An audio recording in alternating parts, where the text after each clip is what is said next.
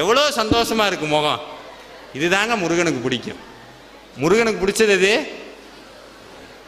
அந்த கால்நடையாய் வரும் மானிட ஜாதியை கண்டு கழித்திருப்பான். சரி, என் பையன் எவ்வளோ அழகா சிரிக்கிறான் பாடுறா, என் பொண்ணு எவ்வளோ அழகா சிரிக்கிறான்.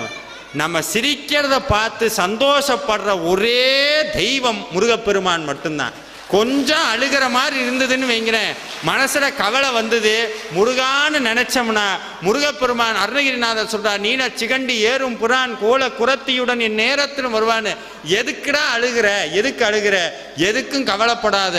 இந்த வேல் மயில் சேவல் கொடி 12 கை 12 கண்ணு 6 முகம் வள்ளி தேவையான இவ்வளவு அலங்காரத்தோட எதுக்காக வந்தேன்?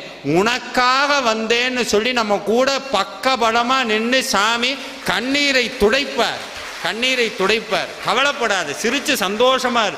இந்த பூலோகத்துக்கு நீ வந்தது சந்தோஷமா இருக்க.